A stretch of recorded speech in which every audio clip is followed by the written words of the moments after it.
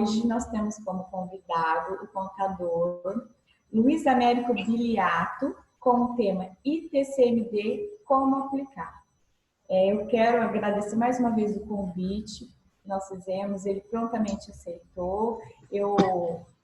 Que chegou aqui no início, eu vi ele numa live com a doutora Sara, advogada, falando sobre o TCMD.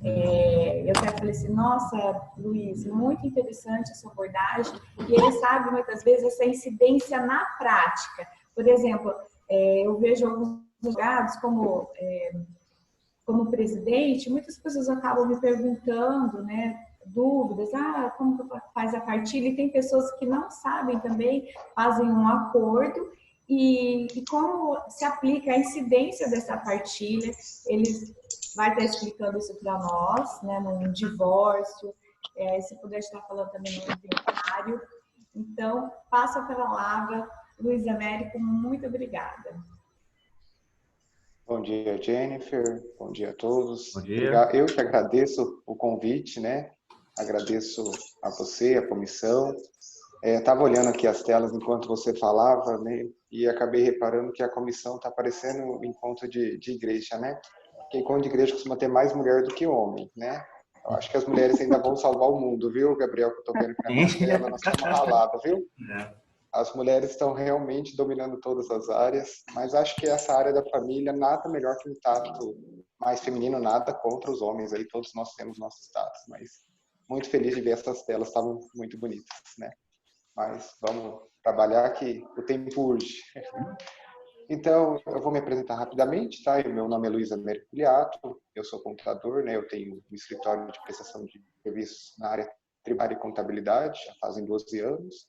Me formei na Unespar como contador, fiz 2 pós-graduações em tributária, me especializei em áreas de lançamentos contábeis e agora, esse ano, eu também estou caminhando, voltei aos bancos universitários para ser colegas de vocês futuramente, né? Mas não pretendo exercer a profissão de advogado, é só um acréscimo mesmo de função. Eu gosto muito da área, mas acho que eu sou mais apaixonado por ser contador mesmo. Então, mas é um acréscimo de conhecimento e isso está sendo muito bom para... Bom, ITCMD, né? Ou palavrinha difícil, né? Como explicar para a pessoa, você perdeu um ente querido e agora a gente vai ter que cobrar o imposto, né? E o pessoal fala, para morrer no Brasil tem que pagar e não é pouco, né? Isso que é o duro, né? A gente paga o velório, a gente paga imposto, a gente paga taxa de prefeitura e vai pagando um pouco mais, né? E o pessoal costuma falar assim, mas por que vocês cobram? Não, não somos nós que cobramos, né? É o governo, através das suas instituições que cobram. O ITCMD, então, só para a gente familiarizar rapidinho, ele está previsto na Constituição Federal, né, no artigo 155, e depois no Código Tributário Nacional ele vai ser descrito, ele vai ser esmiuçado de uma melhor maneira nos códigos 35 a 42, né? E lá ele vai dar responsabilidade, então, aos estados para a cobrança, né? Cada estado vai estar responsável pela sua cobrança. Eu só vou fazer um parênteses aqui, Jennifer, rapidamente.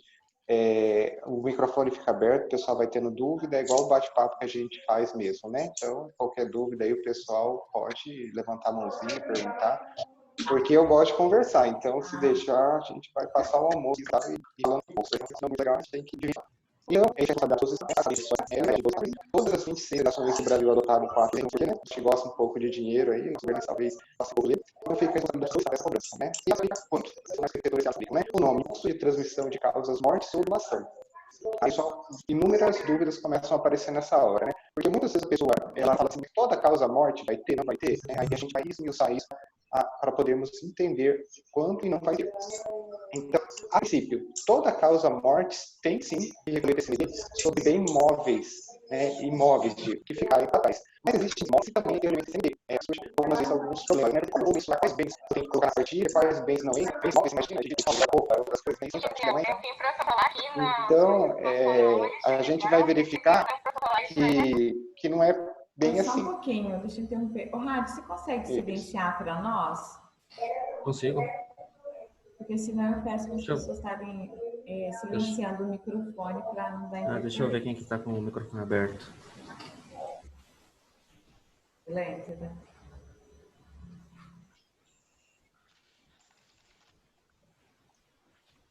Opa.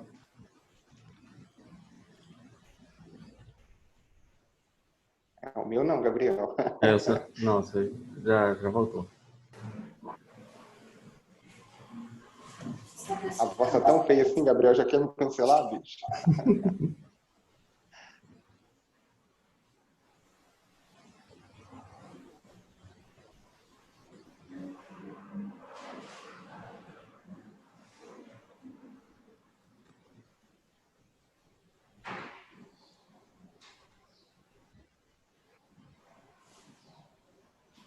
Acho que só foi da Luana, lá na página 2.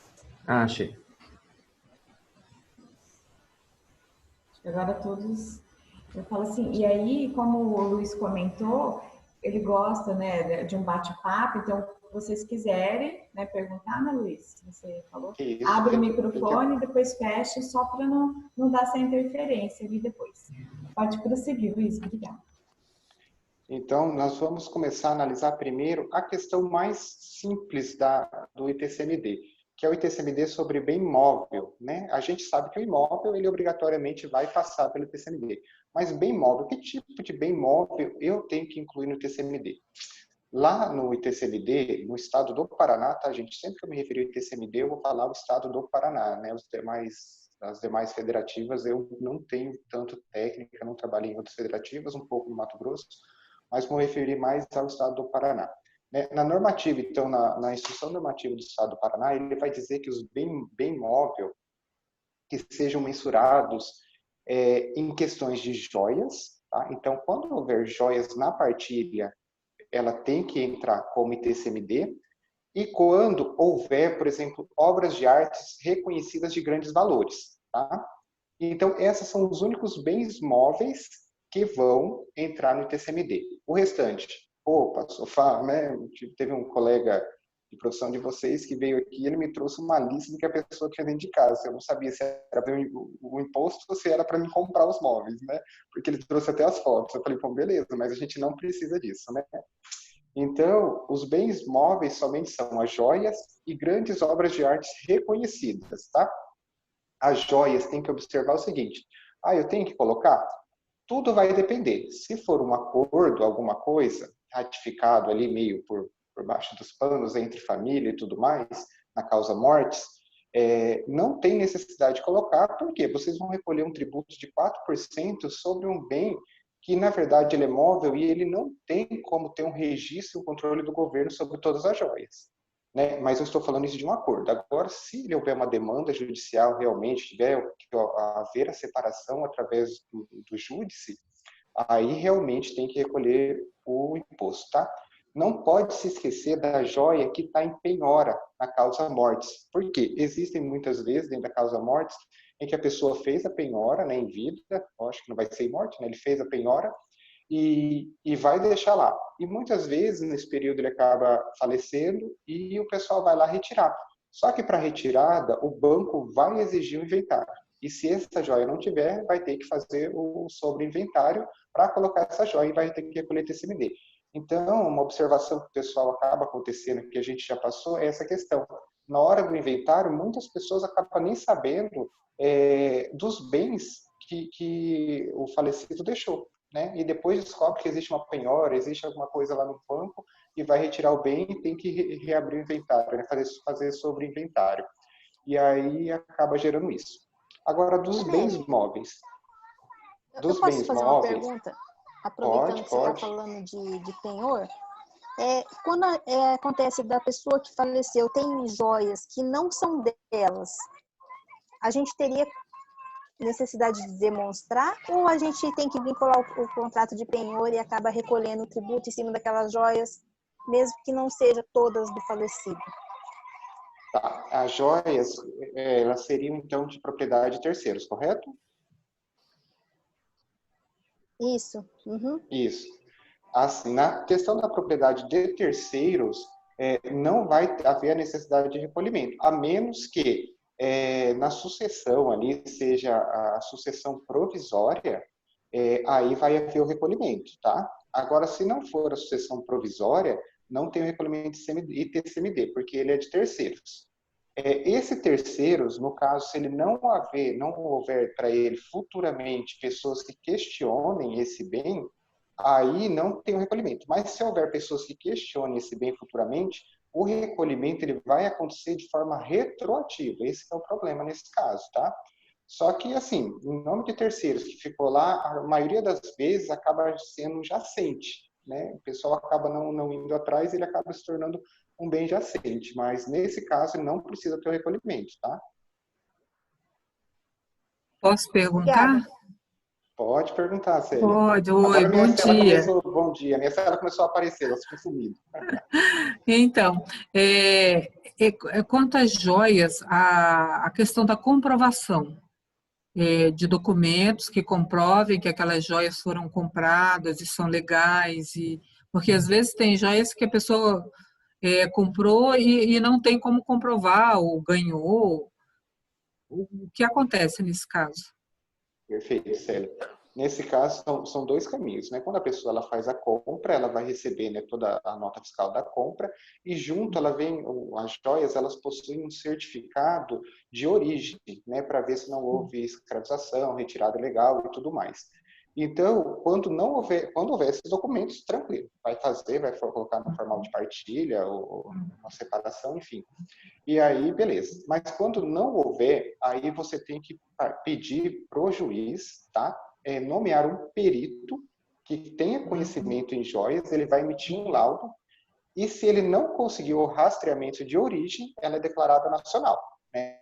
Ela não conseguir. Mas a maioria dos peritos tem capacidade, inclusive, de saber de onde foi a origem dessa joia, né? E aí é feito um rastreamento. Mas mesmo que ela tenha sido uma joia comprada ali de forma irregular, mas na hora da herança, do recebimento, o terceiro recebedor ele não pode ser responsável pelo erro da compra, né? Então, de qualquer maneira, vai ter que ser feito esse laudo e a joia passa a pertencer dali para frente. Então, o falecido responderá criminalmente, mas aí já é um problema que não vai ter como agir, né?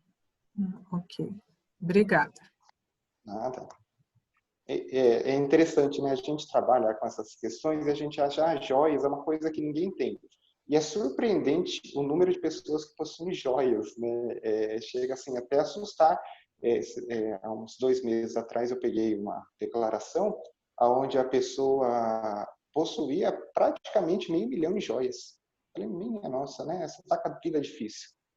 E joias não são todos os valores, tá, pessoal? As joias, nós temos que entender que a joia é aquela joia que ultrapassa o valor de imobilizado, né? Que ele é móvel, mas ele vai se tornar imobilizado para a família.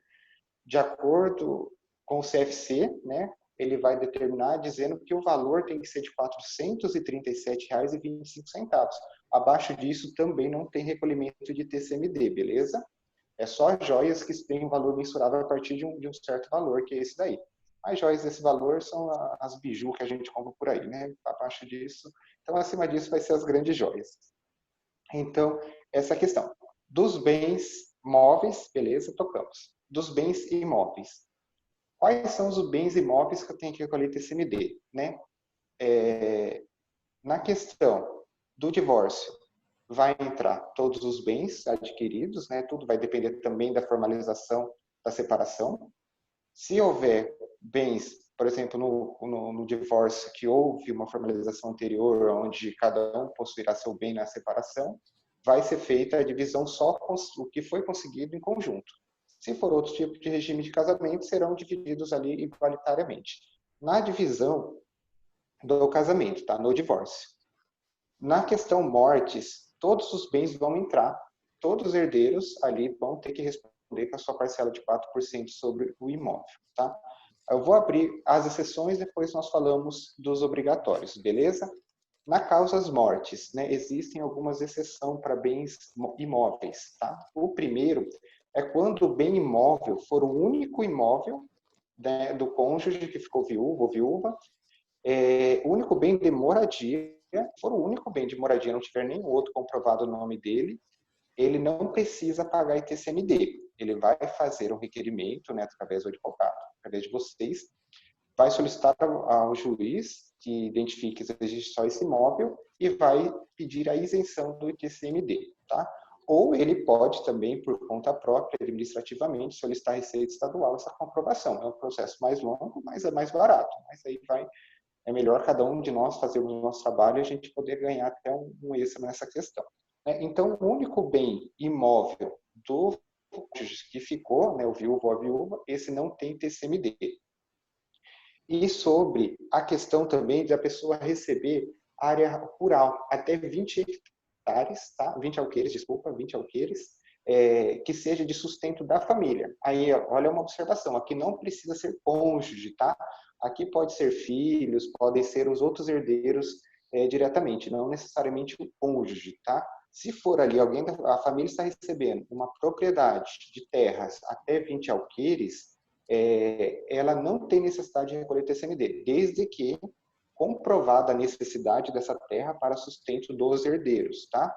Se houver ali no meio do caminho, né? Nós, por exemplo, vamos citar um exemplo que já aconteceu numa terra do Mato Grosso, aqui, que era uma propriedade pequena, e lá eles morreram, o pai deles faleceu, não tinha mais a viúva, e sobrou 3 irmãos, né? 2 irmãos, eles utilizavam a terra realmente para ganho, e um não.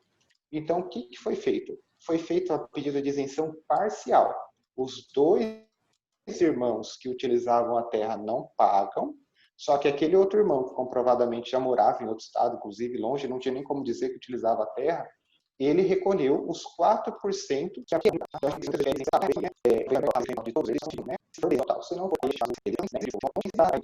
através da do judicial, ela pode conseguir sim essa isenção. Mas o nosso sistema administrativo entende que se a pessoa está recebendo alguma coisa, ela tem condições, né? Como semana passada eu dividi um Fusca em 8 pessoas aqui, que eu achei que ia dar morte, quase que eu falei, não, gente, eu vou comprar o Fusca para evitar essa briga de vocês, né? Então, mas era um Fusca, as 8 pessoas estavam mais fuziladas, e assim, a Jennifer sempre fala que a gente tem que cobrar consulta, tem que cobrar mesmo, Jennifer, porque é algo justo, é o nosso trabalho, é o nosso intelecto está ali, mas essa situação, quase que eu devolvi o dinheiro da consulta, viu? Porque eu falei, minha nossa senhora, o Fusca, coitado, valia 2, dividido em 8, já não dava mais R$300 para cada um. Então, e ainda pediram para parcelar o TCMD, eu falei, nossa, a situação tá fácil não, né? E eles não conseguiram, né? Eles não conseguiram a isenção, a gente até fez requerimento administrativo de hipossuficiência, né? Mas não foi acatado. Então, é igual eu digo, é muito... Só uma dúvida, você falou assim, muitas vezes a pessoa entra com ou um divórcio que foi feito judicialmente com requerimento de justiça gratuita. Então, com esse deferimento da justiça gratuita é possível, mas não é certo, né?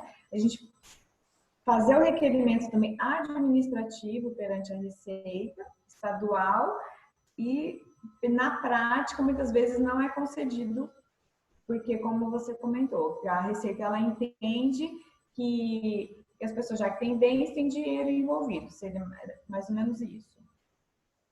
Isso mesmo, Jennifer. Eles entendem, porque lá no artigo, deixa eu olhar aqui, que eu acho que tem o artigo, se eu não me engano, 13º, 14º da resolução, ele vai dizer que mesmo a justiça gratuita, provado que a pessoa tem que ser absurda, né? Então, ele de isenção, dizer, eu estou passando necessidade, então já fizeram essa jogada, então pode ter a justiça gratuita deferida, pode estar correndo, ela pode fazer o pedido, mas então é bem dificilmente conseguir, simplesmente. Mas, só complementando, mas o advogado pede. O advogado pede tudo, né? Tem que pedir tudo. É só para complementar mesmo. É isso mesmo, Célia, bem colocado, né? É igual quando a gente está em época de... É igual a gente está em época de namoro, sabe? Que a gente olha aquela pessoa bonita e fala, meu Deus, será que vai dar certo, né? Será que com a minha careca eu vou conseguir chegar lá e ter sucesso? Né? Mas a gente pede, quem sabe, né? Numa dessas, quem sabe, né? Numa dessas. Porque, fundamenta direitinho, né?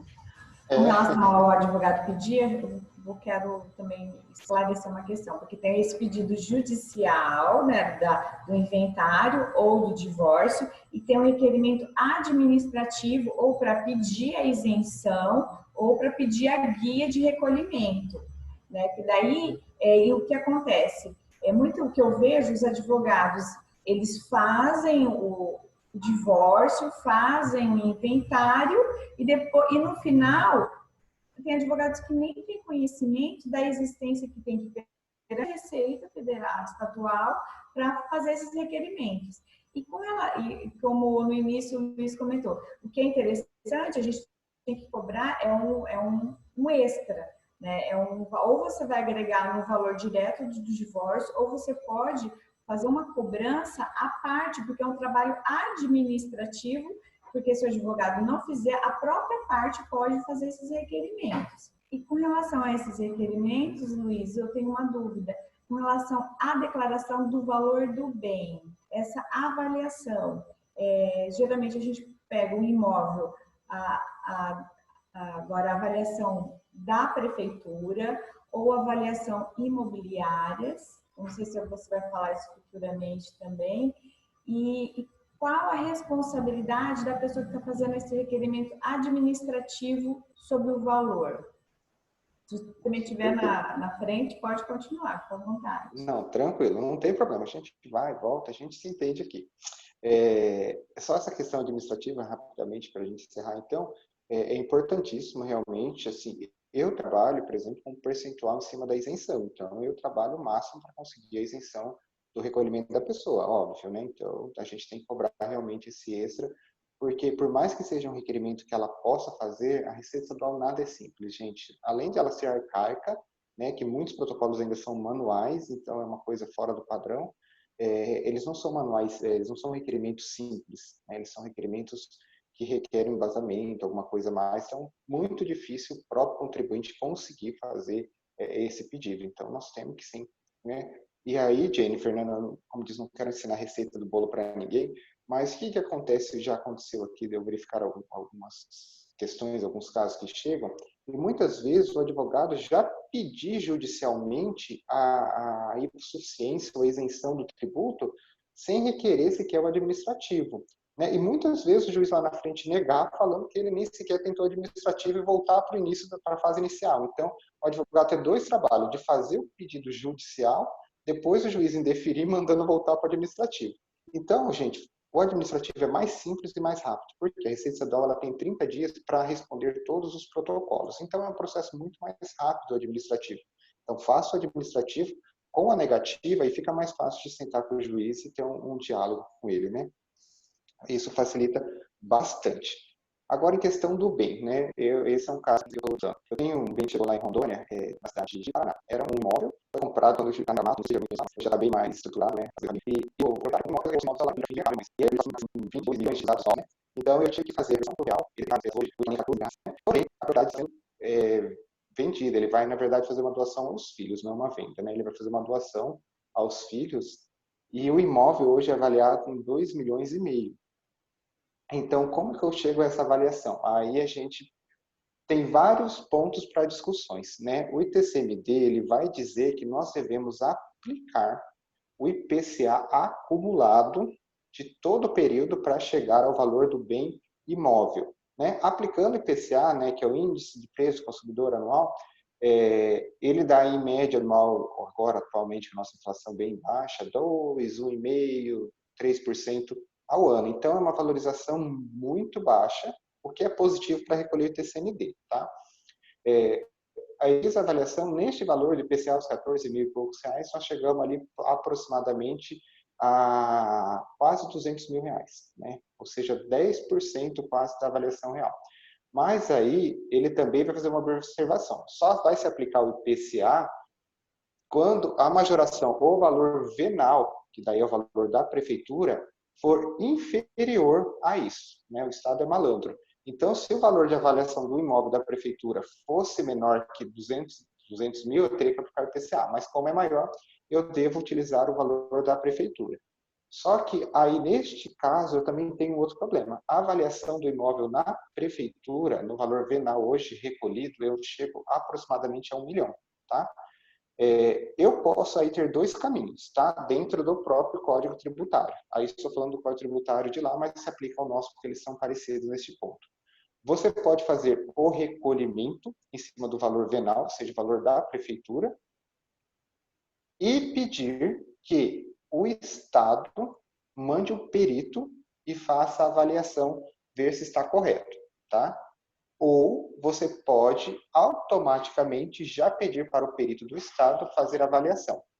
Aí ele vai lá e vai fazer a avaliação. Ele tem que seguir alguns critérios, né, para avaliação. Primeiro, o valor venal declarado pelo município. E segundo, ele tem que utilizar o CUB, né? Que é a agregação de valor por metro cúbico quadrado no Brasil. Existe um site, é o SESCOM, que controla isso. Todas as regiões, cada cidade, cada lugar da cidade, ele tem um CUB calculado. Então, em cima disso, ele vai calcular. O CUB, ele não costuma diferenciar muito do valor venal. Então, assim, em resumo, o que a gente sempre faz aqui? Eu recolho sobre o valor venal e solicito a perícia do Estado. O Estado nunca manda a perícia para lá, né? Essa é a vantagem. O Estado do Paraná tem essa vantagem. Então, recolhe, manda e fala, ó, fiz o recolhimento, gostaria do aval do perito estadual. Eles devolvem, aqui no Paraná, tá falando, eles devolvem 2 a 3 dias falando que está ok aquele mesmo recolhimento, porque a gente sempre anexa o formulário, o IPTU da prefeitura, então eles conferem por ali, né? Eles não têm pessoa suficiente para isso. E até porque se ele mandar aí a pessoa ir lá fazer a avaliação, ele vai ter que seguir o critério do CUB. O CUB, muitas vezes, até dá o valor próximo ao da prefeitura, inferior. Então, assim, para desgastar um fiscal, para ir lá fazer esse controle por pouco, eles nem mandam, né? Agora, grandes fortunas, aí 100, 200 bilhões, pode ser que eles mandem. Não chegou na minha mão ainda esses valores, né? Mas os valores menores, até hoje nunca tive esse problema. Mas, Jennifer, então só em resumo é isso daí. Você utiliza o valor venal da prefeitura. Pode utilizar sem preocupação, sem nada, que ele bate. Tá? A não ser que o valor venal seja algo assim, muito inferior a 50%, 60%, aí você peça o perito diretamente. Mas se tiver um valor ali razoavelmente próximo, ou até uma certa distância aí de quase metade do valor, eu não vejo problema nisso, né? Até porque ele está dentro da resolução 57/2015, né? Você pode utilizar-se o valor venal de avaliação. Então não vai ter esse problema para fazer, né? E aí a base de cálculo vai ser o valor que foi definido lá. Só que aqui nós temos que tomar um cuidado, tá? Tem uma pegadinha. Quando a gente se livra do Estado, a gente se rala para o federal, né? No caso, por exemplo, desse daí, eles vão recolher, desse caso específico que eu estava falando de Ji-Paraná, eles vão recolher realmente ali sobre 1.018.000, se eu não me engano, só que vai ter um problema. O imóvel vai ser doado, ele vai ser doado agora por este valor, só que, assim, a hora que eles fizerem a venda, hoje ele já é avaliado em 2,5 milhões. Então, esse entre 1,5 milhão, esse entre 2,5 milhões para 1 milhão, nós temos uma diferença de 1,5 milhão.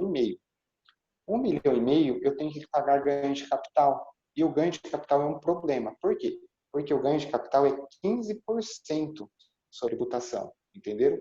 Então, nós, em vez de eles recolherem um imposto federal, eles poderiam optar, porque foi uma recomendação que eu fiz, que eles pagassem o valor acima, porque não tem problema, que eles pagassem os 2,5 milhões hoje, né, sobre o imposto, que daria algo ali aproximadamente de 90 mil reais, né, do que eles pagarem agora sobre 1 milhão, que eles vão pagar aproximadamente 40 mil.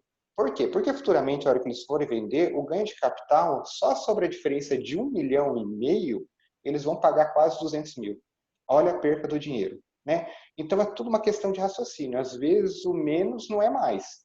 Então, eu fiz a recomendação. Eles querem economizar, beleza. Mas a parte da gente, isso é importante de vocês, porque vocês que estão nesse tato, nesse contato direto com a pessoa que está fazendo a doação, principalmente a doação, né? Porque quando a pessoa morreu, depois ela não vem reclamar. Mas quando é doação, ela fala assim, mas eu paguei tanto lá para o doutor, para a doutora, e para o Estado, estão me roubando, né? A pessoa assim fala, estão me roubando.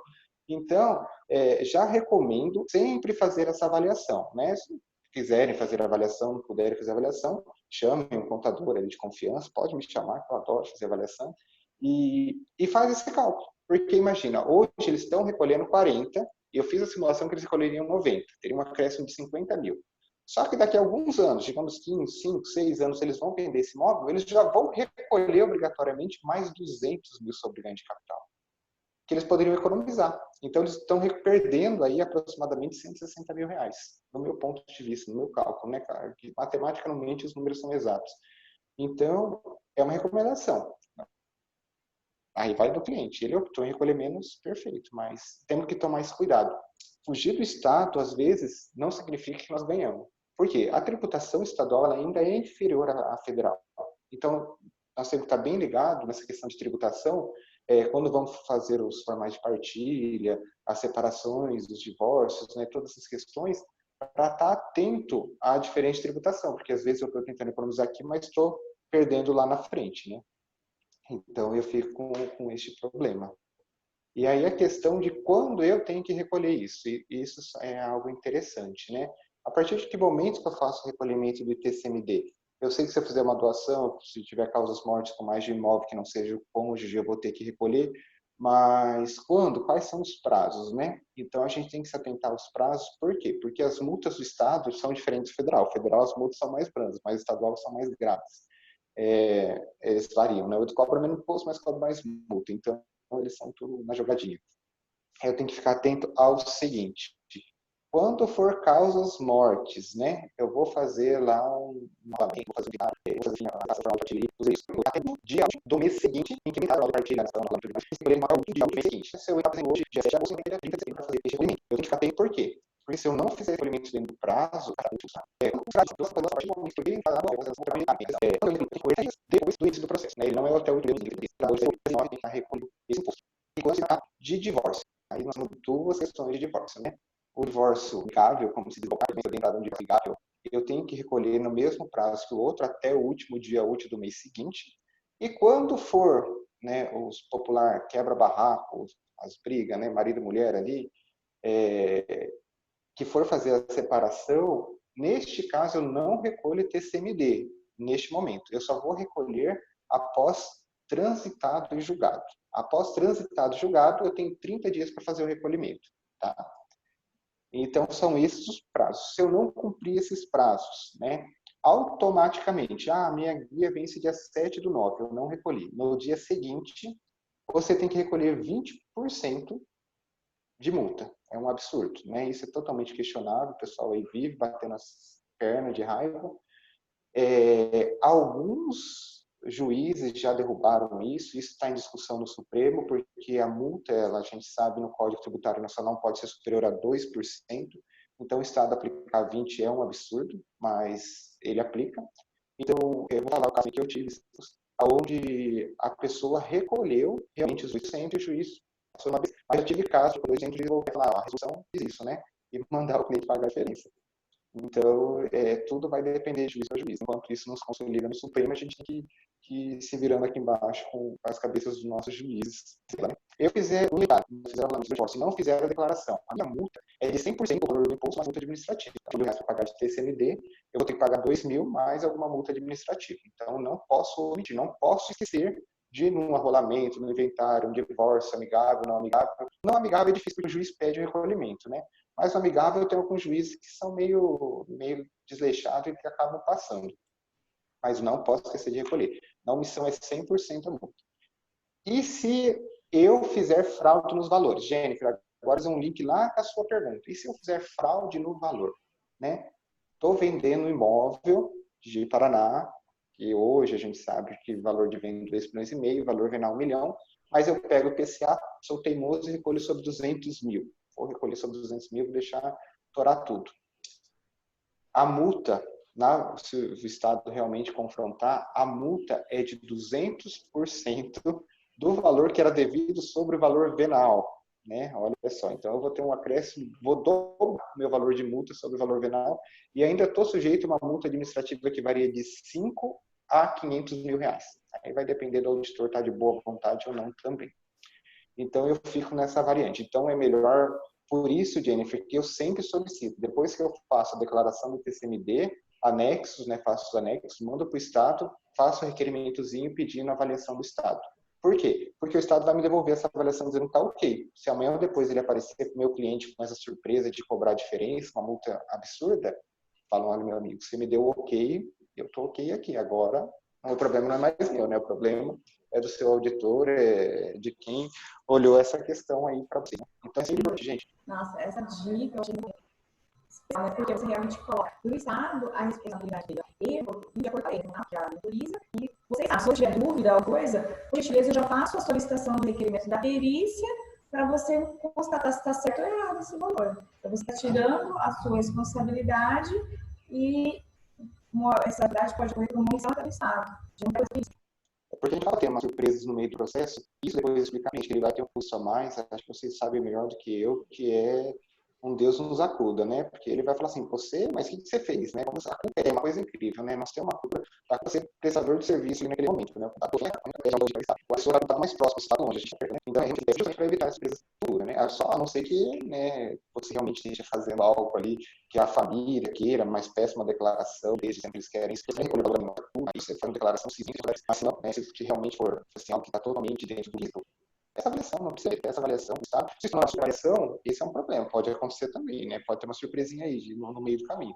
Ele pode mandar uma superavaliação, você pede um perito daí particular, ou pode ser até uma pessoa responsável com o CREA, né? Ele pode dar 3 laudos de venda, e aí você refuta aquela questão, contesta e tranquilo, né? Mas isso é importantíssimo. E aí uma outra questão que a gente tem que estar atento é fazer a declaração. Porque o Estado... uma pergunta, você precisa de declaração. Porque tem a multa, o valor, por exemplo, você é o advogado, vai estar fazendo o requerimento administrativo, ele faz a declaração com o valor que o cliente lhe trouxe. E aí essa responsabilidade é quem está assinando esse requerimento administrativo ou a avaliação que o cliente trouxe? Seria do cliente ou quem está fazendo o requerimento administrativo? Perfeito, gente. É bem um assunto que a gente ia entrar. E veio de encontro, certinho a pergunta. Na declaração, tá? O preenchimento da declaração já não é algo tão simplório, né? Então a gente tem que ficar bem atento a essa questão. E na questão da declaração, quem é o responsável? Seja o donatário, seja o herdeiro, seja o espólio, né? Seja, enfim, quem for, esse é sempre o responsável pela dívida tributária e não tem questionamento. Só que na declaração, quando a gente acessa o TCMD, a gente vai lá e assina, nós entramos como co-responsáveis. Esse é o aí fora, na instância, não tem como fazer, tá? Porque a gente é um responsável, tá? E é por isso que toda vez que eu faço uma declaração de TCMD, antes de montar a declaração, tem um termo, né, de termo de responsabilidade, aí eu dados e a relação de bens, eu sabe se eles estão declarando tem mais documentos dados e que eles concordam com o valor, né? Eu deixo isso guardado por isso, mas futuramente para poder fazer uma defesa contra qualquer tipo de cobrança. Mas eu passo a ser corresponsável de momentos que eu assino a declaração, porque a declaração ela é assinada por uma de hoje, então eu faço peças de receita e faço assim, eu respondo tudo que cobrança e eu faço eu dar na eu falo no ciclo, sabe? Eu realmente faço com os documentos, relatórios, os valores, o período penal, e quando você fizer, mesmo assim, por um capricho a mais, faça esse termo de administração, esse termo de responsabilidade, questão de acordo, estão cientes, isso está muito explicado, né? Mas sai uma cena TCMD, não. Porque isso é a responsabilidade consolidada, artigo 11 da resolução 157 de 2015, tá? Como isso está lá, consolidado. Que é consolidado, olha o tamanho do pequeno que isso vira. Quando a gente faz o TCMD fraudulento, o consolidário, o solidário direto é a pessoa recebedora do bem, os consolidários, a pessoa que é a documentação. Então, o Estado fica tranquilo, tudo pagado ali, e alguém vai tirar dinheiro, né? Então, a gente sabe que a gente, né? Muitos aí ficavam se livrando mais facilmente, mas ele vai entrar como consolidário também. Ele tem que ter ciência, tem que ter noção. Por isso que o cartorário sempre pede recolhimento, pede a guia, o comprovante de recolhimento, a maioria dos cartorários, vocês conhecem mais do que eu, sabe que eles pedem a documentação, porque eles também vão dar uma analisada nisso, né? Porque lá no final eles vão dar a assinatura deles. Então, esse artigo vai dizer sobre a responsabilidade consular de todos nós. E a gente tem que tomar na hora de fazer. E aí, a gente tem trabalhado, isso daqui é sobre a sessão, o TCMD a gente falou sobre o recolhimento do isso, só que tem uma exceção, a sucessão provisória, né? Os casos de sucessão provisória, ela não tem o recolhimento de TCMD, tá? Ela só vai ter o recolhimento de TCMD também após o transitado e julgado. Até lá, não tem a sucessão provisória, né? Que eu disse que em caso, eu não tenho diretamente de uma sucessão provisória, mas tem que ficar sucessões provisórias, elas vão se tornar recentes, né? O bem ele não vai ter um herdeiro, né? Que são os populares, que só falam, vai para o governo, né? Então, ele acaba se tornando jacente. O imposto jacente, ele não tem TCMD. A sucessão jacente, ela não tem TCMD, tá? Porque órgãos públicos são isentos do TCMD, né? Qualquer órgão público é isento do TCMD. Isento dos órgãos públicos, os bens jacentes, doações para a construção de casas populares, quadros esportivos, escolas, creches, enfim, todas essas questões aí. Então, doações, e aí tem uma isenção também, tá? Que vocês têm que ficar atentos, porque eu já tive um caso de um juiz, né, ele provavelmente não estava por dentro da lei, e ele, uma igreja, fez uma doação de um terreno, né? E aí ele mandou fazer o recolhimento de TCMD. Templos religiosos são isentos de recolhimento de TCMD, tá? Mas ele devolveu falando, não houve recolhimento do TCMD. Lógico que não vai haver recolhimento porque ele é um templo religioso. E tudo bem que ele estava caracterizando, dizendo que a pessoa que estava fazendo a doação era uma pessoa física que não caracterizava a pessoa jurídica e religiosa. Mas lá quem que é o devedor solidário do TCMD? É o recebedor, né? Não o doador, é o recebedor. Quando eu faço uma doação, por exemplo, a doação paga imposto. Isso é um erro comum. A doação paga imposto, quem está recebendo. Só que poucos, né? Então, se você não você vai salário, mas já me receber, né? O divórcio é responsável pelo TCMD. Aí vai depender. No divórcio são dois casos.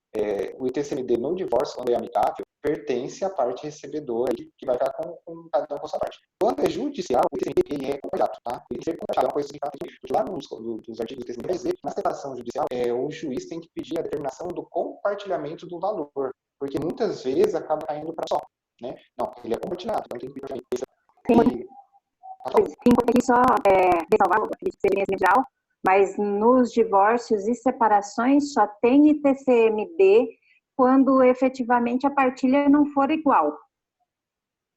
Porque se a partilha for exatamente igual, ninguém está ganhando nada, então não tem doação, consequentemente não há que se falar em ITCMD. Perfeito, a isenção que eu ia falar.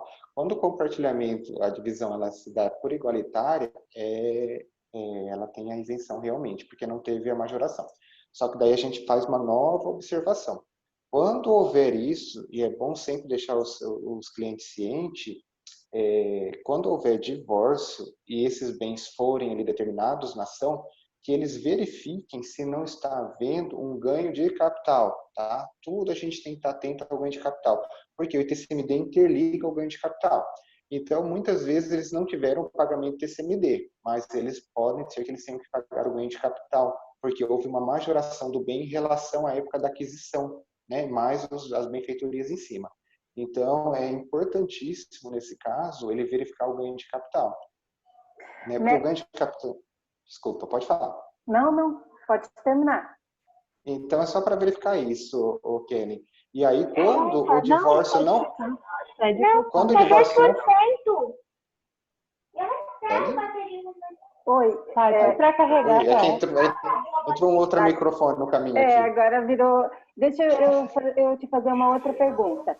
No caso do ganho de capital, em algumas situações nós fazemos o inventário 2 vezes. Tá? O primeiro inventário de um dos cônjuges, aí a família nos contrata e a gente faz o inventário. Consequentemente, em algumas situações, esses bens são divididos igualmente entre todos os herdeiros, por cota parte, e fica 50% para o meeiro, para o viúvo.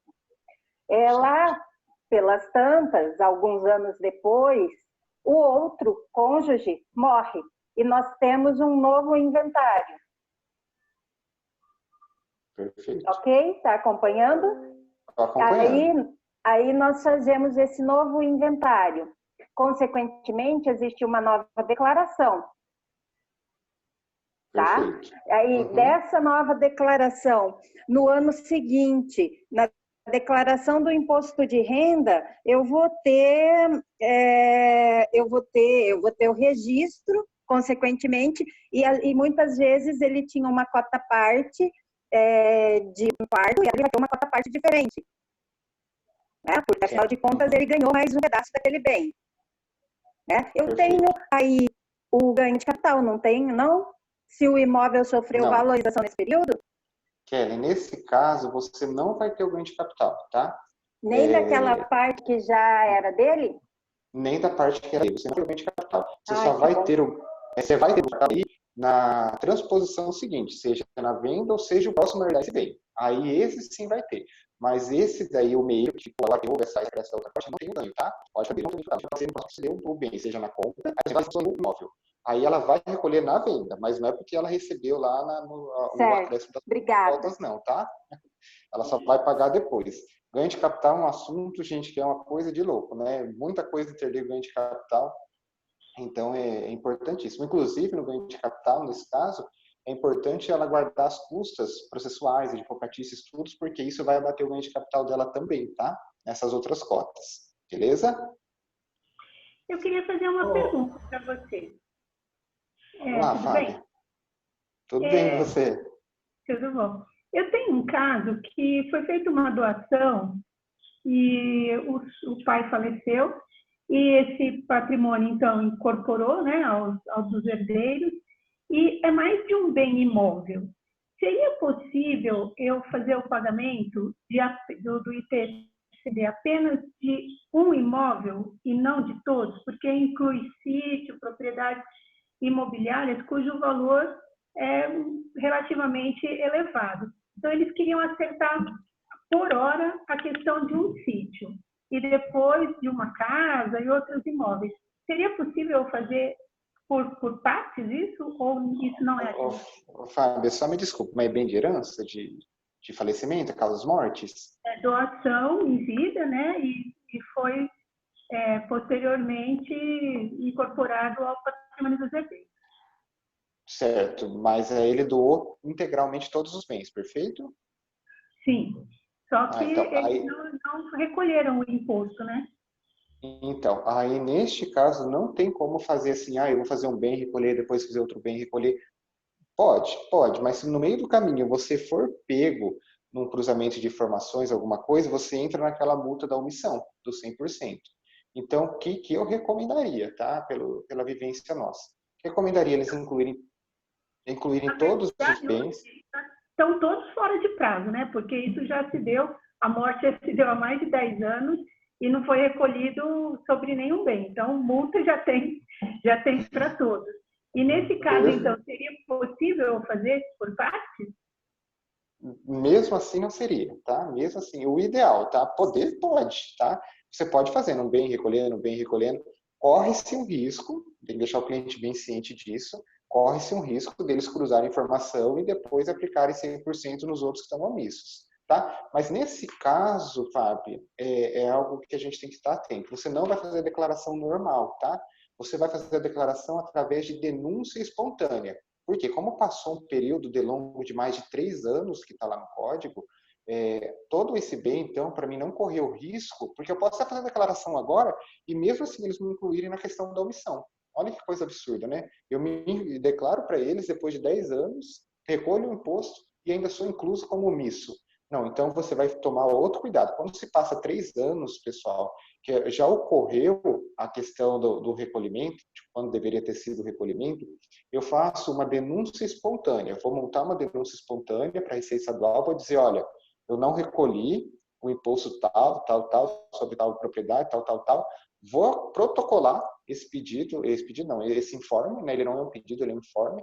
Vou fazer uma denúncia espontânea, estou me condenando, estou me denunciando, dizendo eu possuo essa dívida, e aí sim você vai fazer a declaração em seguida. Mas primeiro a denúncia, depois a declaração, tá? Para não correr esse risco de omissão. E aí, nesse caso, ele pode fazer a denúncia, só que vai ficar assim, ele vai ter que fazer a denúncia de um imóvel e recolher. Vai fazer uma denúncia de outro imóvel e vai recolher, né? Então, pode ser também. Não recomendaria. O que eu recomendaria para eles, tá? Seria muito difícil eles conseguirem isenção, né, por causa de prescrição, já que o fato gerador aconteceu há 10 anos atrás, mas está sendo informado agora, então no Código Tributário Nacional não entende-se assim, entende-se que o fato gerador é a partir do momento da informação, né, então você pode até tentar requerer a isenção, tá? É aquilo que eu falo, administrativa é sempre não, a gente já tem. A gente vai enfiando no Estado, de repente a gente pega alguém ali, naquele dia que está com um bom humor ali, nos dá isenção, é só alegria. Mas aí o fato gerador vai ser a partir da informação, como está no Código Tributário, então não tem como pedir a isenção lá para trás. Então eu faço a denúncia. No caso dos seus clientes, o que eu recomendaria? Juntaria todos os bens, tá? Faria a denúncia espontânea de todos, mesmo que dê um valor alto a recolher, tá?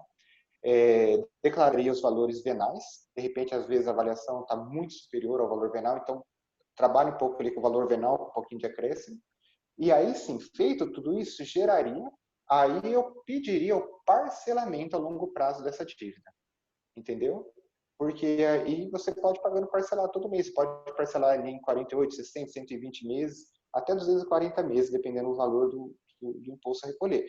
Então, você vai ter assim, um prazo longo e está todo mundo regular, todo mundo tranquilo, né? Então, é o melhor caminho. Mas se eles quiserem fazer o recolhimento de 1 a 1, pode, né? Já que você não vai registrar agora esse daí, né? Ou vai fazer o registro? A intenção era regularizar fazer o registro e depois ir fazendo dos demais, porque essa doação foi feita quando da separação dos pais. né? Constou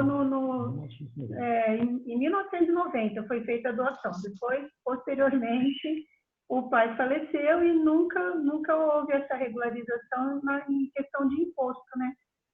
Tá, perfeito. Acho que eu tinha tido um problema no entendimento, então. Eu achei que tinha sido causa-morte, tudo, mas teve uma doação antes para esse. E esse, sim, agregou os demais, é isso? Isso. Quando da separação lá em 1990, os pais doaram aos filhos, né? E nunca foi recolhido imposto. Posteriormente, o pai faleceu e essa parte continuou sem ser regularizada até hoje. Essa doação, ela não chegou a ser registrada, esse formal de doação? Não. Eu não faria daí. Eu faria tudo a morte dele é recente ou não? Faz 10 anos, é isso? Eu faria tudo por causa da morte, pularia a doação. Tá? Por quê? Porque o governo ele vai te aplicar a correção monetária do período. Então, se eu fizer a doação, né, lá na doação eu vou recolher 50%. O pessoal fala alíquota de 2%. Não existe alíquota de 2% no Paraná, tá? Existe base de cálculo de 50%. Então, eu vou recolher base de 50% de 2% lá em 1990, vou atualizar juros até agora. Vai dar uma pancada. E aí, da morte para cá, nos últimos 10 anos, outros 2%, vou acrescentar na base de cálculo de 50% com 4%, né? 2%. Falei 2%, fiquei com ele. Vou trazer ele em 10 anos. Mas se você pensar, eu vou atualizar 1990 em 10 anos, põe tudo causas mortes, 4% direto nos últimos 10 anos, a correção vai ser menor e o seu cliente vai sair ganhando. Perfeito, Fábia? Entendi. E se colocar o valor atual do imóvel? Como, perdão? Na hora de fazer o recolhimento, colocar o valor atual do imóvel, mesmo assim, a base de cálculo o fato gerador será, então, a morte, nesse caso, como você está sugerindo. Aí nós partimos de 2 princípios, tá? O primeiro, que o recolhimento deveria ter acontecido à época. Eu faço novamente um requerimento administrativo para a Receita, informando o valor de 10 anos atrás e a correção de todo esse período, tá? Eles provavelmente vão negar. Então, você vai ter que usar a base de cálculo atual e recolher sobre o que o bem vale hoje. Esse é o problema de não fazer a época correta. Só que aqui, quando você atualizar hoje, vai correr multas e juros desse período. Aí você vai fazer um novo requerimento falando assim, tá, eu estou aplicando um valor atual e você quer atualizar multas e juros de um valor atual de imóvel, então você pede a isenção das multas e juros. Tá? Aí eles acabam acatando muitas vezes. Porque eles fazem essa compensação, entendeu? Aí, se eles não te derem administrativamente, jude, você talvez consiga essa isenção, tá? Porque é uma injustiça. Eles tudo bem, não recolheram a época, vão recolher agora, vão ter que usar a base de cálculo. Mas como que eu vou atualizar multa e juros sobre algo que já está majorado 10 anos depois? Entendeu? Então, eles vão aplicar multa e juros. O Estado vai aplicar multa e juros porque eles são obrigados, né? Mas aí você pede a isenção, fala como? Né? Não tem uma lógica, né? Explica tributariamente como isso funciona, essa bitributação. Tá bom, ficou bem claro. Obrigada, tá? Ô, Luiz, nós temos uma pergunta aqui no chat da Camila Oliveira. Ela falou assim, em veículos tem IPCMD, se incide. Eu gostaria de formular minha pergunta. Bom dia, Prata. Bom dia, Camila. É que eu não vi a oportunidade de falar, fiquei um pouco envergonhada, mas acho melhor perguntar por aqui mesmo. Mas não precisa ter vergonha, não. A gente agenda a gente aqui. Obrigada. Em caso de divórcio litigioso, por exemplo, que um dos cônjuges tem um estabelecimento comercial, né? Na verdade, o regime de casamento é comunhão parcial de bens. No caso do estabelecimento comercial, o cônjuge que for ficar com o estabelecimento tem que pagar ITCMD? Como que funciona? E também eu tenho dúvida na questão de veículos. Perfeito, Camila. Vamos lá. Vamos começar pelo veículo, então. O veículo tem ITCMD? Tem, tá? Esse é o bem imóvel, eu também acabei nem citando naquela hora, mas é que já entra imóvel para mim aqui por causa de uma classificação tributária contábil, mas ele é imóvel, né? Judicialmente dizendo. Então, ele entra, realmente tem a porcentagem de 4% sobre o valor do bem. Aí, o carro, ele é diferente dos demais, tá? O carro, você vai utilizar a tabela FIPE para o recolhimento. Mesmo que ele esteja em estado de deteriorização, acabado, ou mesmo que o cara tenha posto 32 amortecedor, turbo, master, não sei o que lá, não importa. Se majorou, desvalorizou o carro, o valor é a tabela FIPE, tá? Na pior das hipóteses, você vai pegar a tabela que recolhe o PVA. Mas a tabela FIP e o PVA, eles utilizam a mesma. Então, você vai pegar a tabela FIP, vai aplicar os 4% diretamente, tá? E a questão que você perguntou depois foi sobre... Só um minutinho, Jenny. Foi... Estabelecimento comercial. Tá. Esse estabelecimento... Pode falar. Não, eu só ia complementar, falar que no caso de regime de comunhão parcial, se um dos cônjuges em divórcio litigioso for ficar com o estabelecimento comercial, se tem que pagar o ITCMD e como funciona. Esse estabelecimento você está falando do prédio físico ou do ponto comercial? Não, do ponto comercial. Do ponto, perfeito, tá? Aí vem uma questão. O ponto comercial em si, ele não tem incidência. Por quê?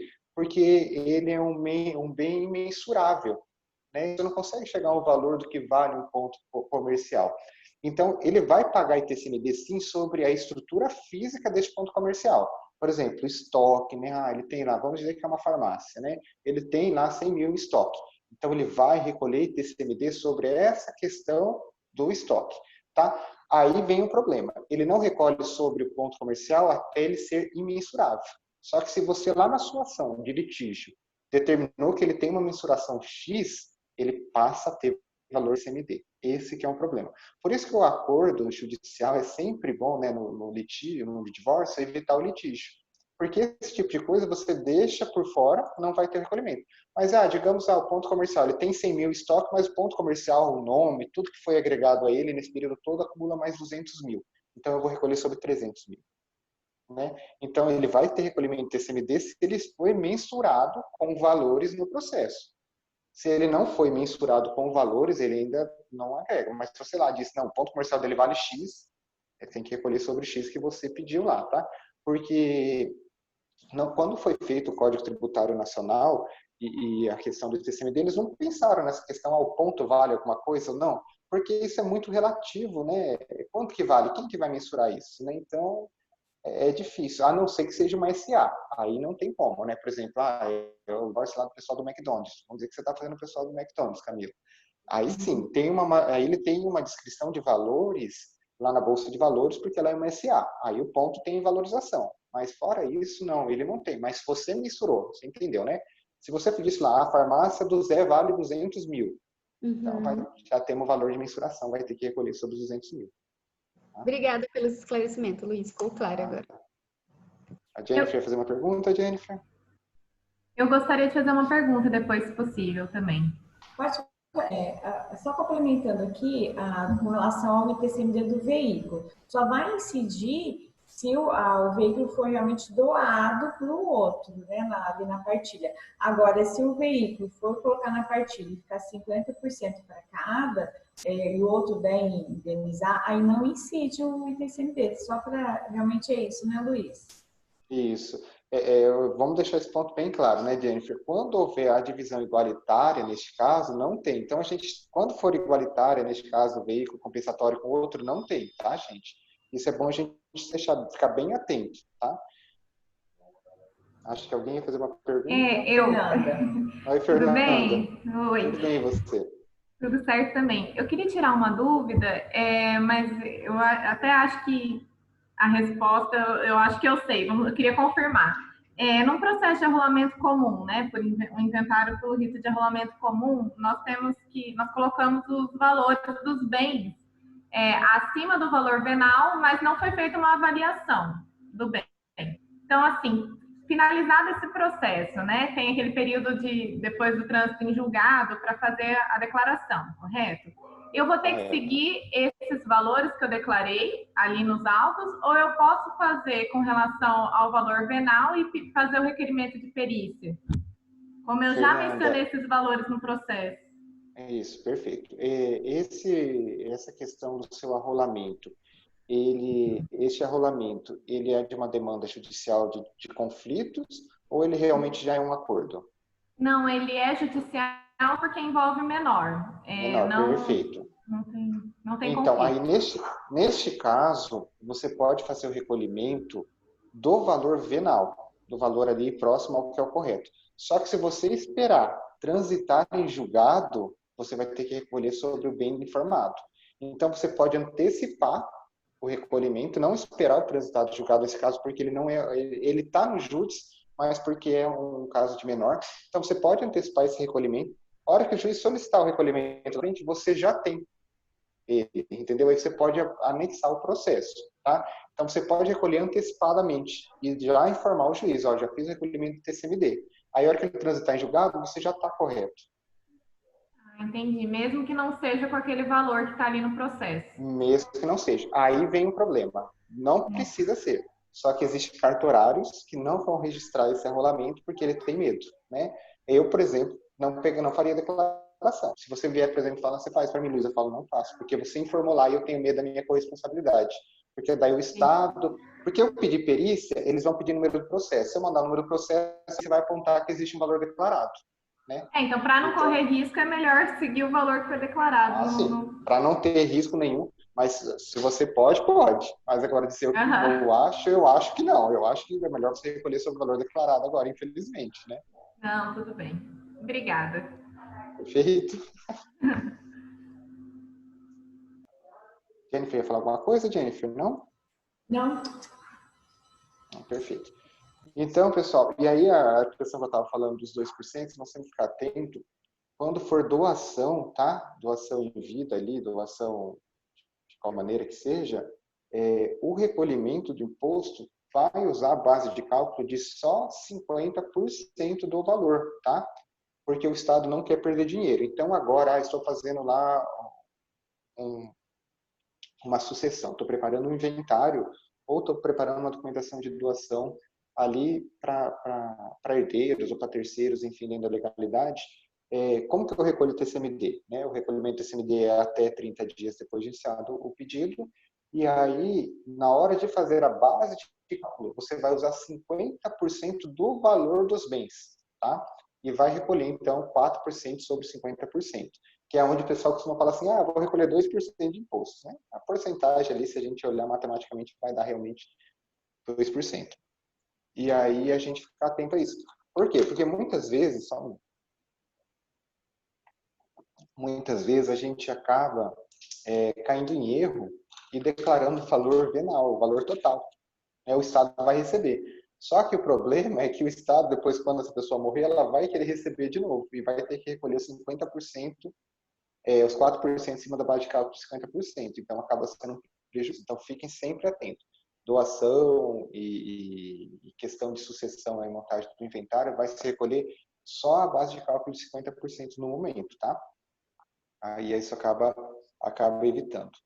E aí uma outra questão que eu tive até um questionamento aqui, o pessoal mandou aqui no Instagram, quem deve estar nos assistindo, mandou aqui para mim perguntando se sobre aplicações de previdência privada tem incidência de TCMD? Legal, pergunta. Em previdência privada, infelizmente, ela tem aplicação de TCMD, né?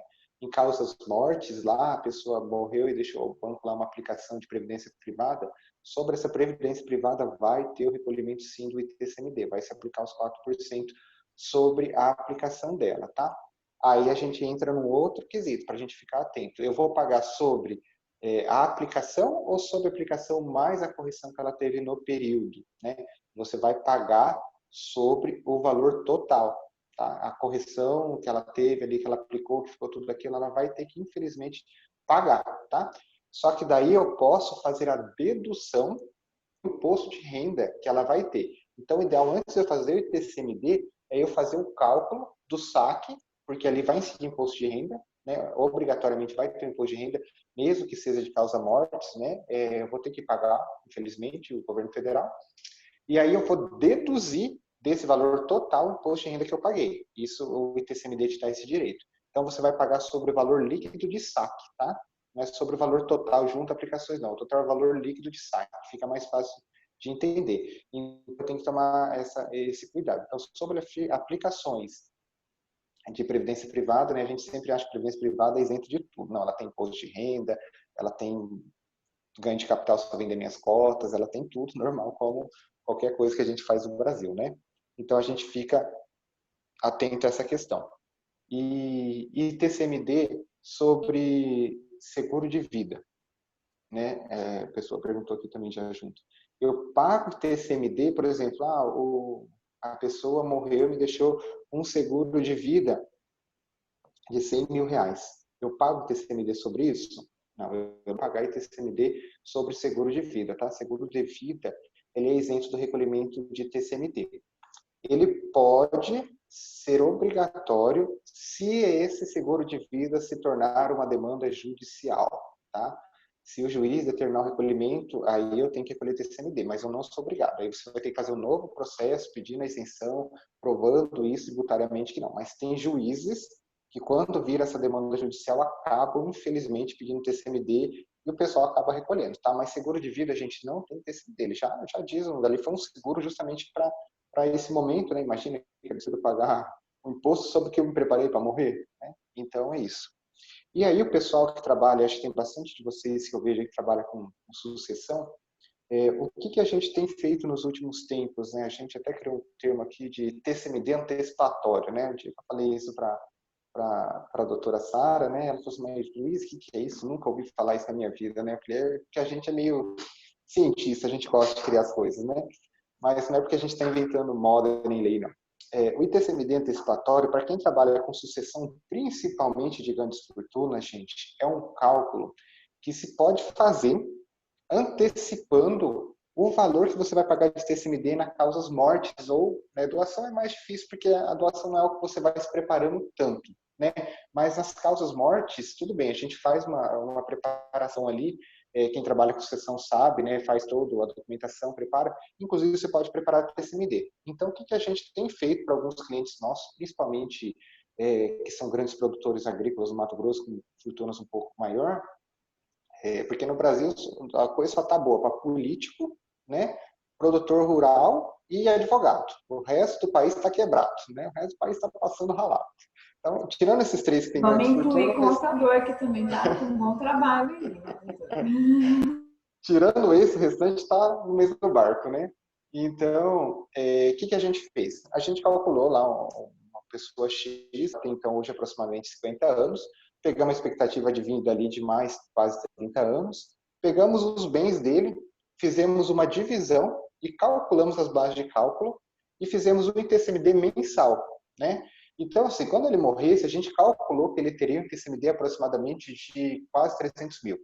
Então, o que ele faz hoje? Hoje ele deposita numa aplicação, a gente calculou, achou uma aplicação para ele que seria melhor, ali que tem um rendimento de 1,10 ao mês, e ele deposita ali para os próximos tempos, que a gente espera que ele viva tudo isso, porque eu preciso dos honorários dele, pelo amor de Deus, né? Até resto dos clientes, a gente não morre, pelo amor de Deus, né?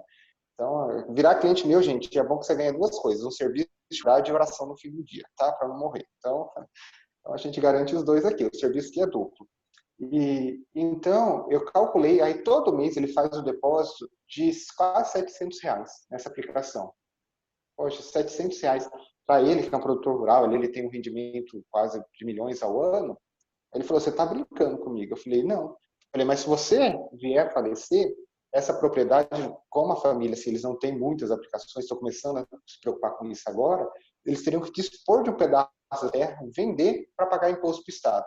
E olha que legal, você poder falar isso para o seu cliente, né? Ó, no dia que você morrer, não é legal falar isso para o cliente não, gente, mas preparar ele realmente, assim, para ele deixar a família numa condição mais tranquila, né? Mais saudável, mais preparada para isso. E aí ele fazer, então, essa aplicação. Só que daí, esse TCMD antecipatório, a gente tem que tomar um cuidado. Por quê? O que é essa aplicação? Essa aplicação é justamente para os herdeiros que vão ficar. Então, ele não faz a aplicação no nome dele. Por quê? Se ele fizer no nome dele, ele acumulou 200 mil lá no fim para pagar o ITCMD, ele vai pagar o ITCMD também sobre 200 mil. Então, não vai adiantar muita coisa, né? Então, ele faz uma aplicação, né, com condições de saque ali, com restrições de saque, no nome já dos herdeiros. Então, eles vão fazendo essa aplicação, né? Pela lógica, os herdeiros irão depois. Se algum deles no meio do caminho vier falecer antes, vai ter TCMD proporcional sobre cada um. Por isso que é importante a aplicação no nome de um, mas de todos os herdeiros. Também para não haver esse TCMD sobre todos, tá? Então, a gente trabalha com essa questão. Quem trabalha com sucessório, é muito importante vocês falarem isso, né? Para o seu cliente, né? Infelizmente, dar certeza para ele, porque é a única certeza que tem que vai morrer. Se não tiver certeza que vai morrer, ele não estava procurando advogado fazer a sucessão dele, né? Então, essa é a única certeza que a gente tem até o momento. E então, você já falar para o cliente, olha, é legal, sua família não ter que dispor de um bem futuramente, ficar aquela briga em família, né? Porque quando chega a hora de dividir, já briga. A hora que chega a conta de pagar, então briga dobrado, né? Porque receber todo mundo quer, pagar ninguém quer saber. Então, você já fala isso para o seu cliente também. Então, isso é legal. E aí, uma outra questão, quem trabalha com sucessório, pessoal, eu sempre tenho dito e dado a dica de verificar as questões de holding, né? A questão da holding, ela está isenta do ITCMD. A transição de bens dentro da pessoa jurídica não tem ITCMD. Se ele tiver ITCMD, vai ser na hora da transferência das cotas proporcionais, mas é da cota do contrato social. Olha que coisa interessante, não é sobre os bens dentro da família, da holding. Então, quem trabalha com sucessão, é interessante vocês também fazerem essa análise, né? Porque daí tudo vai depender de vocês. Vocês são capacitados e conhecem melhor o caminho do que eu. Mas a verificação das condições. Ou eu faço uma sucessão realmente em herdeiros, pessoas físicas direto, ou será que não compensa eu fazer uma holding patrimonial ou familiar, né? Porque a holding patrimonial familiar eu posso incluir todos os bens, fazer a divisão de cotas proporcionais já dentro da minha holding, inscrever um capital social lá de um valor, por exemplo, de 30, 50, 100 mil reais, e de repente por 1 milhão em bens. Então, aí a minha cota eu vou dividir lá entre 5 pessoas, cada um vai ter 20 mil. O dia que eu morrer, eu vou recolher TCMD sobre 20 mil, não sobre 1 milhão. Né? Isso é a parte legal da holding familiar. Então, quem trabalha com sucessão, ela tem que pensar um pouco também nessa questão aí, eu vou trabalhar como? Então, você tem que ir tomando os caminhos. Às vezes não compensa uma holding familiar, porque a quantidade de bens, o valor TCMD ali, o custo que ela teria para manter uma holding não seria tão devido. Por quê? Eu também tenho que pensar que dentro da holding eu tenho, um caso de venda, eu tenho que pagar ICMS sobre base de cálculo de 5% sobre o bem, né? Então, tudo isso eu tenho que fazer uma análise. Então, tudo depende, assim, não, eu sou pessoa que só acumulo bem, não vendo, só vou acumulando. Então, uma holding familiar, se é grandes fortunas, compensa.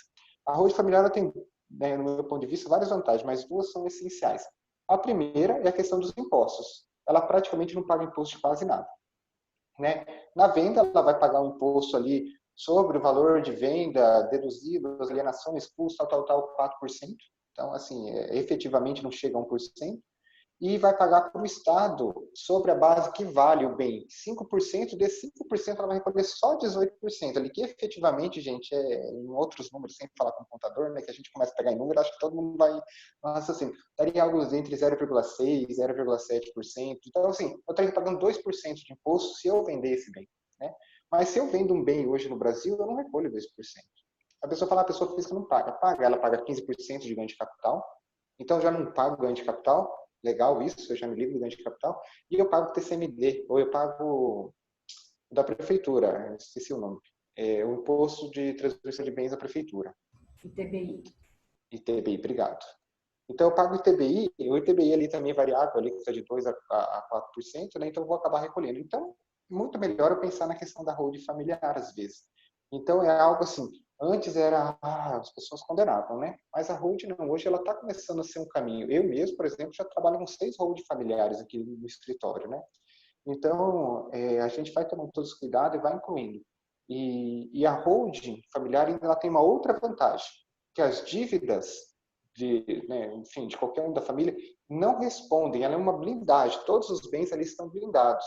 Inclusive, o próprio bem, por exemplo, eu sou o pai, tenho uma grande fortuna, não tenho grande fortuna, mas eu tenho valores lá, eu vou incluir um bem, 1 milhão, e são todos meus bens. A holding está comprando este 1 milhão, né? Então, eu vou incluir esse 1 milhão lá dentro. E eu tenho enormes dívidas. Eu tenho dívidas trabalhistas, tenho dívidas tributárias. Se eu já não estou em execução, se eu já não fui citado realmente, não caracterizo uma fraude, eu colocando esses bens lá dentro, eles são blindados. A hora que chegar para mim as oposições, as demandas, as intimações, eu não tenho nada no meu nome. Gente, não estou ensinando ninguém a dar golpe aqui, pelo amor de Deus. Luiz, sobre essa questão da holding, assim, como é uma coisa muito nova, tem que realmente ter muito cuidado, porque as decisões judiciais, muitas vezes ela está buscando o patrimônio da holding. Então, por isso, como você falou, é uma coisa assim, muito delicada, né? A gente fala assim que ela vai realmente proteger 100% ali. Então, ela tem inúmeros benefícios, Mas, assim, eu estou falando na parte jurídica, né, algumas decisões que têm vindo, porque o que acontece também nas questões de partilha e de bem, porque, vamos dizer, que alguns empresários ou empresárias colocam tudo na holding para, né, esconder o patrimônio do outro cônjuge. Mas isso geralmente gera fraude, porque o judiciário, né, ele tem entendido que o patrimônio é respeitado, o regime de bem. Então, se esse empresário, né, se essa pessoa colocou ali, ela vai ser desconfigurada e vai pegar a parte da pessoa. Eu estou falando só essa questão porque o nosso olhar jurídico também, né? Porque ela não tem, a gente não pode... o advogado, ele pensa em várias consequências aí, como realmente uma blindagem patrimonial, porque o judiciário tem olhado assim com algumas peculiaridades, mas eu concordo com você que a holding ela tem inúmeros benefícios e são excelentes mesmo, né? Como principalmente essas questões fiscais são fantásticas. Posso fazer um questionamento? Colaboração, Jennifer, aí bem colocado rapidinho, só muito bem visto, assim, igual eu falo, por isso é importante a análise, né? E eu sempre falo a uma pessoa, você vai abrir a holding? Já existe algo contra você? Existe alguma execução, alguma coisa? Nem começa. Nem começa porque antes eu ia falar, eu era 100% blindado. Mas essa questão no judiciário já foi discutido, já está se consolidando que não existe mais essa proteção de 100%, né? Mas desde que não tenha nada. Agora, se ela realmente ele não tem, tanto é que agora, nas aberturas de holding, eles têm inclusive pedido o regime de casamento, e dependendo do regime, o cônjuge tem que participar. Eu achei legal essa mudança que está tendo na holding, justamente por essa questão que a Jennifer citou. E obrigado pela colaboração, Jennifer, porque isso é interessante. Mas, assim, se o cliente, se ele não tem realmente nenhuma demanda, nada extraordinário, monte uma holding familiar. E a holding familiar, ela é boa desde que seja em conjunto a família mesmo. Então, não esteja de acordo justamente para evitar essas questões que a Jennifer citou há pouco. Alguém ia pedir a palavra? Me desculpa. Gisele? Oi, isso. Eu ia falar, né, em relação a isso da holding, é que aqui a gente está na comissão de família e a gente já pensa que a holding, no sentido familiar, já tem outros questionamentos mesmo, né? O que eu queria fazer, não vou entrar nesse assunto, a gente precisa marcar outra reunião só desse assunto que é extremamente válido e realmente cada dia, né, essa ideia da blindagem, as pessoas às vezes vendem essa ideia e nós como advogados, principalmente em família, em relação à própria família. Se você pensa numa holding familiar, está tudo em paz agora. E aí você iria receber uma herança que talvez não comungue no seu regime de bens, aí você faz uma sociedade e vai dividir suas cotas, porque é outro assunto, né? Então, é muita coisa envolvida em famílias e sucessões. O que eu gostaria, Luiz, tudo que você falou, assim, nossa, obrigada mesmo, está sendo extremamente válido para a gente. Se você recomenda, lá vem a professora, né? Uma bibliografia que você tem aí que ajude a gente a concentrar esse assunto em direito de família, uma recomendação de obra, assim, eu adoro, né, pegar livros novos, pessoas novas, mais práticos, que vocês são mais práticos que a gente. E também, eu passei recentemente por uma situação de um inventário extrajudicial que tem um bem só, e esse bem efetivamente foi vendido antes, né, do falecimento. Mas o tabelião não condicionou comigo, é um carro, na verdade, um carro de valor, né, nem é tão relevante, mas ficou aquilo todo dado um nó, a pessoa faleceu, é a única certeza, mas a gente costuma não se preparar, às vezes deixa um documento simples para depois e acontece alguma coisa. Então, o tabelião não aceitou de forma alguma registrar isso como uma venda anterior de um inventário sem bem, né, constatado de um inventário negativo, simplesmente para que a gente já colocasse o veículo direto no nome do terceiro. E aplicou e falou, não posso fazer, e a família tinha optado por esse tabelião, começado a pagar as custas ali. Nesse caso, você entende pela possibilidade dessa venda negativa? Dessa venda anterior e de um inventário negativo? Gisele, em relação a essa venda anterior, foi um veículo, certo?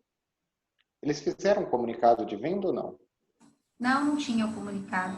Mas o contrato eles têm? Tem um contrato, tem um pagamento. Aí a gente ia adjudicar, mas a família não queria levar isso para o judicial. E então seria esse o sentido.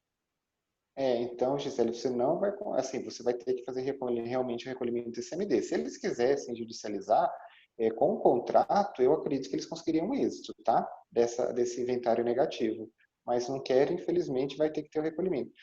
Eu peço do comunicado de venda porque já tivemos um caso aqui que a pessoa tinha o comunicado de venda. Então, a gente conseguiu realmente a isenção do recolhimento. E olha que coisa interessante, né? A gente conseguiu a isenção do recolhimento e o Estado ainda aplicou ao outro uma multa por não haver feito a transferência, aquela multa que já não faz, e ainda ele recebeu um ofício para transferência do veículo. Eu achei muito bom isso. Então, o comunicado de venda. A documentação simples, você falou, né? A gente fala, é uma coisinha tão simples, parece, mas depois faz uma falta. Às vezes situação de família, né? Foi uma situação tipo assim, o tio vendeu para o sobrinho, depois a gente ajeita esses documentos e foi, né, ficando. Mas seria essa a minha dúvida mesmo. Nossa, e uma referência aí pra gente, de bibliografia. Ainda tinha contrato, já é muito em família, né? Exatamente, Gente, também achei. Referência de contador é uma coisa meio triste, tá? A referência de contador falo para vocês, resolução 157/2015, tá? Do ITCMD no Paraná. O CTM, ali no capítulo que começa do artigo 29 até o 50, vai falar muito sobre sucessão familiar, tá, gente? É o que eu recomendo. E aí, o RIR, né? O livro com o nome mais estranho que eu conheço, que é o RIR, né? Regulamento do Imposto de Renda e seus ganhos de capitais. E com a mudança do Código Civil é interessante. Assim, a parte de base de cálculo, eu não acho interessante assim, vocês se atentarem a isso. Né? Mas a parte de legislação, por exemplo, eu odeio, quase sempre pulo ela. Né? Por isso que eu estou fazendo agora direito, para ver se eu aprendo a entender, porque eu acho muito termos que vai e volta, tem que fazer pesquisa, então eu sofro um pouco, Gisele, vocês vão ter maior facilidade. Então a bibliografia realmente é questão tributária mesmo, tá? Por quê? Porque você entende, porque é igual, eu achei interessante, a Jennifer fez a colocação ali da holding, e olha como é interessante, agora já me abriu o horizonte. Eu vejo muito pelo lado prático financeiro do cálculo. Ela já me falou do lado jurídico. Então, olha isso como é importante a gente casar isso, né? A economia é gigantesca, mas até que ponto, né? Ou até que ponto compensa, não compensa. Então, isso mesmo. E o lado jurídico familiar é ainda mais específico. É uma área extremamente... mais específica. Talvez com os terceiros o efeito seja esse, da blindagem buscada, mas um divórcio, alguma coisinha ali dentro dos integrantes da holding, a gente já muda. Seria isso. Mas, então, se você está fazendo direito, logo você vai indicar uma bibliografia para a gente. Certo, eu comecei agora, estou engatinhando. Ou então vamos fazer, né? A sugestão seria você juntar aí, vamos escrever um manual aí de tributário nas relações de família. Vamos começar. Se não tem uma bibliografia para indicar, vamos começar a gente aqui na comissão. Olha, já podemos montar uma bibliografia conjunta, hein, gente? Exatamente. Isso vai ser muito bom. Então, gente, ITCMD é praticamente essas questões, né?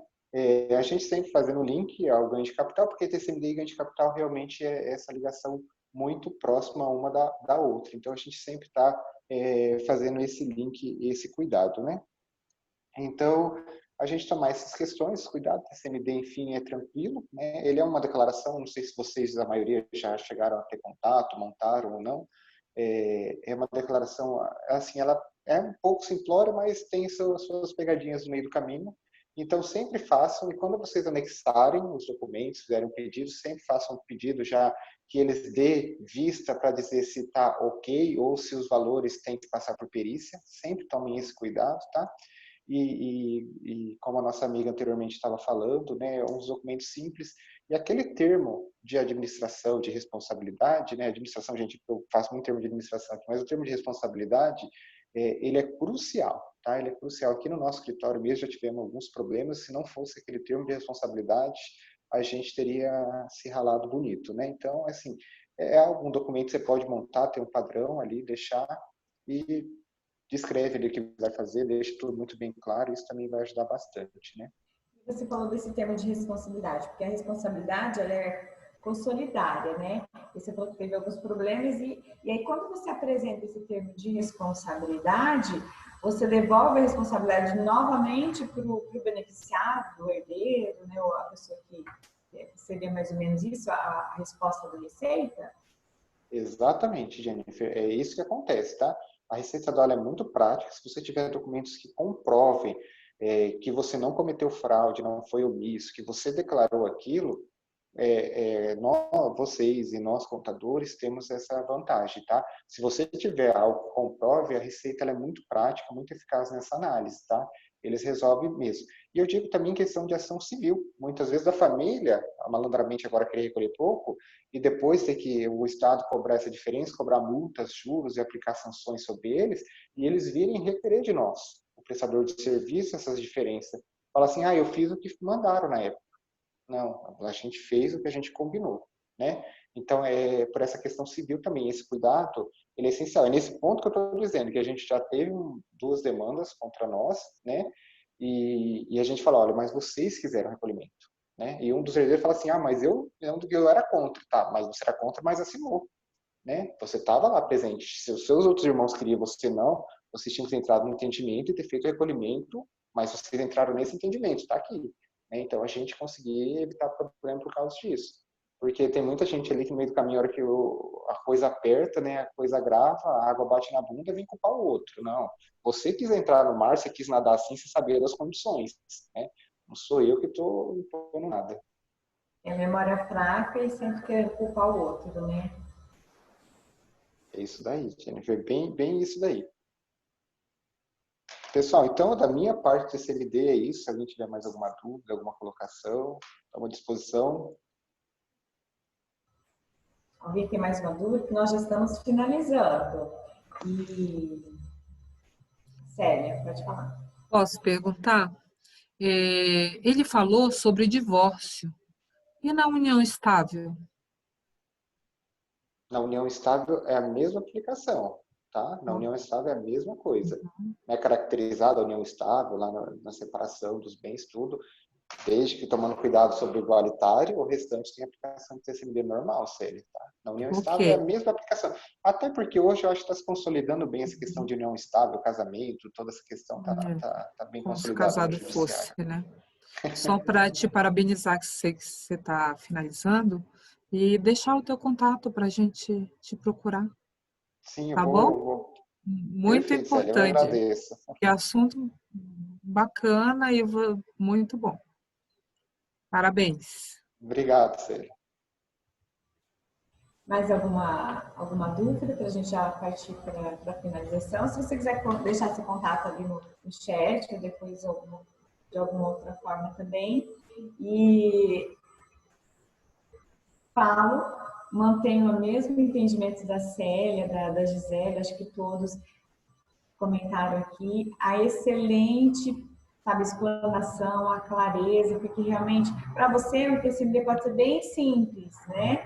Mas, assim, para nós temos algumas dificuldades práticas, né? Não necessariamente dificuldades, mas como não é o dia a dia, você veio e falou de forma bem clara para nós agradecemos muito e como foi mencionado aqui, é assunto que a gente ficaria a tarde toda aqui, ainda teria dúvidas, né? E daí o que acontece conosco é que tem os casos concretos e a gente quer tirar dúvida também. E realmente só temos a agradecer, a sua disponibilidade, o seu carinho, e a atenção aqui, principalmente já solucionando as dúvidas no meio da sua exposição. E nós, da comissão, nos colocamos à disposição também. Luiz, muito obrigada. Eu agradeço a todos aí a paciência, a caridade de me ouvir com essa voz de taquara rachada, né? Porque Deus podia ter dado o dom de falar, mas falar uma voz bonita, aquela agradável, né? Mas a gente vai se virando como pode. Então, agradeço realmente de coração a todos vocês, a Jennifer que fez o convite, né? A OAB aí que abriu esse espaço para nós. Muito bacana essa comissão de vocês, viu, gente? E nesse ponto, como contador, eu sinto falta dentro do CRC dessas comissões, dessas questões. O nosso conselho ali, ele é muito atuante em questão de fiscalização contra nós, mas de apoio ele é um pouco deficitário nessa parte. Mas a gente vai pegando as ideias, vamos tentando implantar lá também. Então, de parabéns aí à comissão, né? Parabéns a todos os envolvidos. Me coloco à disposição, deixei meu Instagram, meu Facebook, meu telefone. Gente, tem dúvida, pode ligar, eu gosto de conversar, gosto de esclarecer. Não precisa ter vergonha, igual o nosso amigo falou, tá meio acanhada, não precisa ter acanhada, a gente é gente da gente. Quiser chamar para o botecão, tomar um chopp, também adoro. Então, gente, estou à disposição para qualquer coisa aí, me coloco sempre que precisarem. Jennifer quiser estender outros convites, podemos falar sobre vários assuntos. Tributário, gente, acho que vocês perceberam, eu adoro falar de imposto, então, assim, eu fico no mundo do imposto, adoro falar sobre imposto. É a área que eu pretendo, a hora que me formar em direito ali, me especializar um pouco mais também, para ficar entendido mais ainda do assunto. Então, me coloco à disposição e muito obrigado mesmo. E, Jennifer, tem pauta para mais outras vezes, né? Nossa, com certeza. Inclusive, eu vou deixar o convite para ele, que a nossa comissão, né, se a pandemia permitir, para participar da nossa confraternização do final do ano. Né? Daí vai ter, né, quem quiser o shopping, quem quiser água com gás, água, e a gente se confraternizar futuramente. E esse já aceitei o convite. E você falou do livro Rir. Eu vou resumir aqui esse livro, Rir para não chorar nos impostos, né? Seria mais ou menos isso. Olha, comprar. E muito obrigada mesmo. Eu também agradeço a todos, a comissão aqui bem presente. E depois a gente também pode, né, sugerir ali no grupo da comissão algum tema que a gente faça novamente o convite para o Luiz, já que ele se dispôs. Então, como a professora Flávia também, que sempre está participando aqui conosco, né? Gente, vamos finalizar.